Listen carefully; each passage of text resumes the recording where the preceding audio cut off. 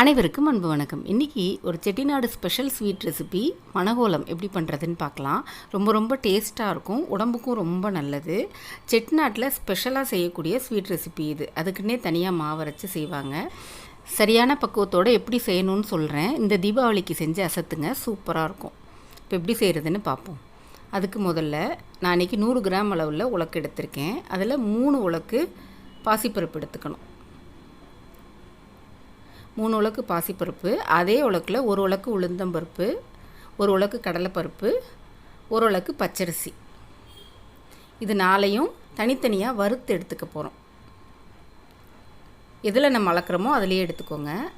முதல்ல கடாயை காய வச்சு பாசிப்பருப்பை வறுத்து எடுத்துக்குவோம். ஒரு 3-4 நிமிஷம் நல்ல வாசனை வர வரைக்கும் வறுத்தா போதும். வறுத்துட்டு அதை ஒரு பாத்திரத்தில் கொட்டி ஆற வச்சுருவோம்.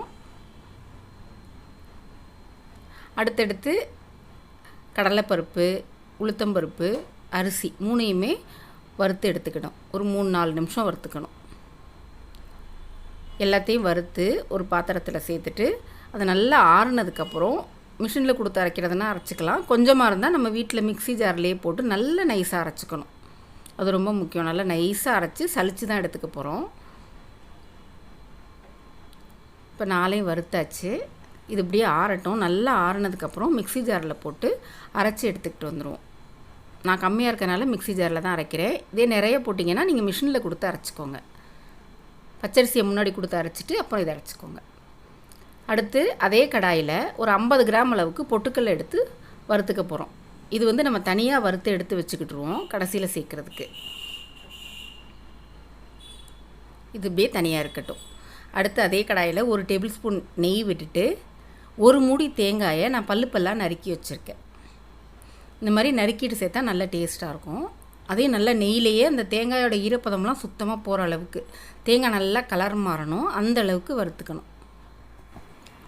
பாருங்கள், இந்த அளவு கலர் மாறினதுக்கப்புறம் அதையும் ஒரு கிண்ணத்தில் எடுத்து தனியாக எடுத்து வச்சிடலாம்.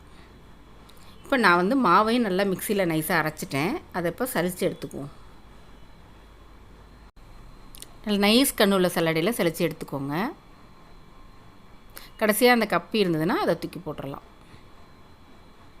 மாவு நல்லா நைஸாகவே அரைக்க வரும் மிக்சிலேயே. இப்போ இந்த மாவில் ஒரு டேஸ்ட்டுக்கு ஒரு 1/2 டீஸ்பூன் மட்டும் உப்பு சேர்த்துக்கலாம். நம்ம இனிப்பு தான் சேர்க்க போகிறோம், அதனால் 1/2 டீஸ்பூன் மட்டும் உப்பு சேர்த்துட்டு கொஞ்சம் கொஞ்சமாக தண்ணி சேர்த்து மாவை பிசைஞ்சிக்கணும். இது வந்து முறுக்கு மாவு பதத்தை விட கொஞ்சம் இலகுன மாதிரி பிசைஞ்சிக்கோங்க. ஏன்னா இது புளியறது கொஞ்சம் கஷ்டம். முறுக்கு மாவுனா கொஞ்சம் ஈஸியாக புளிஞ்சிடலாம். இது புளியறது கொஞ்சம் அழுத்தி புளியிற மாதிரி இருக்கும். அதனால் கொஞ்சம் இலகுன மாதிரி பிசைஞ்சு வச்சுக்கிட்டிங்கனாக்கா உங்களுக்கு புளியறது ஈஸி. அதாவது முறுக்கு மாவை விட கொஞ்சம் தண்ணி கூட சேர்த்து பிசைஞ்சிக்கணும். 1 டேபிள் ஸ்பூன் நெய்யையும் உருக்கிட்டு சேர்த்து பிசைஞ்சிக்கோங்க. நல்ல வாசமாக இருக்கும், ஒட்டவும் ஒட்டாது. இப்போ இதை அச்சில் வைக்கிற மாதிரி உருட்டி எடுத்துக்குவோம். உங்கள்கிட்ட மணவுள அச்சு இருந்ததுன்னா அதில் எடுத்துக்கலாம். இல்லைன்னா நான் அன்றைக்கி முறுக்கு அச்சில் தான் புளிய போகிறேன். முறுக்கு அச்சில் புளிஞ்சாலும் நல்லாயிருக்கும். அதை விட கொஞ்சம் பெருசாக இருக்கும் மணவுளத்தை விட. ஆனால் அது நல்ல டேஸ்ட்டாக தான் இருக்கும். இல்லை உங்கள்கிட்ட ஓமப்பொடி அச்சு இருந்ததுன்னா அதில் கூட புளிஞ்சுக்கோங்க. அது கொஞ்சம் சின்னதாக இருக்கும். இந்த மாவெல்லாம் உருட்டிட்டு மூடி வச்சிடணும். அப்போ தான் காயாமல் இருக்கும். கொஞ்சம் லேசாக தண்ணி தெளித்து விட்டு கூட அச்சில் சேர்த்துக்கலாம் புளியும் போது. அப்போ தான் புளியறது கொஞ்சம் ஈஸியாக இருக்கும். இப்போ எண்ணெய் காஞ்சிருச்சான்னு பார்ப்போம். நல்ல மாவு மேலே எலும்பி வருது, எண்ணெய் காஞ்சிருச்சு. இப்போ இதை புளிஞ்சிக்கலாம். நல்லா மொத்தமாக புளிஞ்சு விட்டுறலாம். ஒரே இது ஒரு அச்சை வந்து ஃபுல்லாக புளிஞ்சு விட்டுருங்க. இப்படி கொஞ்சம் டைட்டாக தான் இருக்கும். கொஞ்சம் இலகுன மாதிரி இருந்ததுன்னா ஈஸியாக புளிஞ்சிடலாம். லேசாக வெந்ததுக்கப்புறம் திருப்பி விட்டுக்கணும். இந்த மாதிரி 2 பக்கமும் திருப்பி வேக விட்டு அந்த சலசலப்பெல்லாம் நல்லா அடங்கினதுக்கப்புறம் எடுத்து வச்சிடலாம். சலசலப்பு நல்லா அடங்கிருச்சு. இப்போ எடுத்து வச்சுக்குவோம். இதே மாதிரி எல்லாத்தையும் புளிஞ்சு எடுத்து வச்சுக்கிட்டுறணும். இப்போ வெள்ளைப்பாகு காய்ச்சிக்கலாம். நம்ம எடுத்த அளவுக்கு 1/2 கிலோ அளவுக்கு வெல்லம் சரியாக இருக்கும். அதை ஒரு பாத்திரத்தில் சேர்த்துட்டு அது மூழ்கிற அளவுக்கு மட்டும் தண்ணி விட்டுக்கணும். பாகு ரொம்ப தண்ணியாக போகக்கூடாது. அதனால் கொஞ்சமாக தண்ணி விட்டு நல்லா ஃபஸ்ட்டு கரைச்சிக்குவோம்.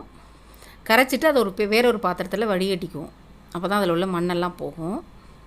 இப்போ திரும்பவும் நம்ம முதல்ல கரைச்ச பாத்திரத்தையே நல்லா கழுவிட்டு இந்த வெள்ளை கரைசல் அதில் சேர்த்துட்டு நல்லா கொதிக்க விடணும். நல்லா பாகாகிற வரைக்கும் கொதிக்க விடணும். அந்த நேரத்தில் நம்ம மணவளத்தை உடச்சி போட்டுக்கலாம். ஒரு பழைய பாய் எடுத்து அடியில் விரித்து அது மேலே ஒரு பட்டர் ஷீட் விரிச்சுக்கோங்க. இந்த மாதிரி பரவலாக விரித்து செய்யும்போது தான் அது ஈஸியாக எல்லா இடத்துலையும் பரவி நல்லாயிருக்கும். சுட்டு எடுத்ததெல்லாம் அதில் சேர்த்துட்டு உடச்சி விட்டுக்கணும். பாயில் ஒட்டாது, பாயை லேசாக அலசி போட்டால் போதும். அதுக்கப்புறம் மேலே பட்டர் ஷீட் விரிச்சுக்கணும். மீடியம் சைஸில் உடச்சி விட்டுக்கோங்க.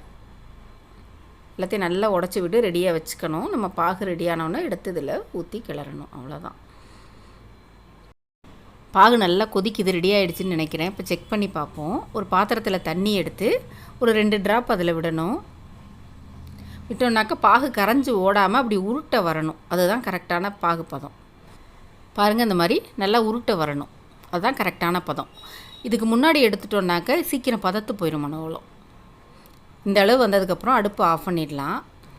இப்போ நம்ம உடச்சி வச்சுருக்க மனவளத்தில் நம்ம ஏற்கனவே வறுத்து வச்சுருந்தோம்ல தேங்காய், நெய்யில் வறுத்த தேங்காய், அதை பரவலாக தூவி விட்டுறணும். கூடவே அந்த பொட்டுக்கடலையும் தூவி விட்டுறணும். நல்லா எல்லா இடத்துலையும் நல்லா பரவலாக தூவி விட்டுருங்க. அடுத்து நம்ம ரெடி பண்ணி வச்சுருந்த வெள்ளைப்பாகை அதில் ஊற்றணும். சூடோடு ஊற்றி கிளறணும். அப்போ தான் பிடிக்கும். எல்லா இடத்துலையும் ஊற்றி விடுங்க. அப்போ தான் கிளறதுக்கு ஈஸியாக இருக்கும். நல்லா கரண்டி வச்சு அந்த வெள்ளைப்பாகு எல்லா இடத்துலையும் படுற மாதிரி நல்லா கிளறி விட்டணும். இந்த மாதிரி பரவலாக ஒரு ஃப்ளாட்டாக ஒரு இடத்துல போட்டு கிளறும்போது தான் அது எல்லா இடத்துலையும் ஒட்டும். அதுக்காக தான் இந்த மாதிரி செய்கிறது. செஞ்சுட்டு இதை அப்படியே ஆற விட்டுறணும். நல்லா எல்லாத்தையும் கலந்து விட்டுட்டு ஒரு 2-3 மணி நேரத்துக்கு நல்லா ஆறணும். நல்லா ஆறுனதுக்கப்புறம் அது மொறுமொறுன்னு வந்துடும். அதை ஒரு ஏர்டைட் கண்டெய்னர்லேயோ இல்லை இந்த மாதிரி ஒரு சம்பளத்துலேயோ போட்டு மூடி வச்சிட்டோம்னாக்கா அப்பப்போ குழந்தைங்களுக்கு ஈவினிங் ஸ்நாக்ஸாக எடுத்து கொடுக்கலாம். உடம்புக்கு ரொம்ப நல்லது, டேஸ்ட்டாகவும் இருக்கும். சூப்பரான இந்த மனோளம் ரெசிபியை நீங்களும் ட்ரை பண்ணி பார்த்துட்டு எப்படி இருந்துச்சுன்னு உங்கள் பதிலாக கமெண்ட்ஸில் சொல்லுங்கள். கூடவே நம்ம சேனலையும் சப்ஸ்கிரைப் பண்ணிக்கோங்க. நன்றி.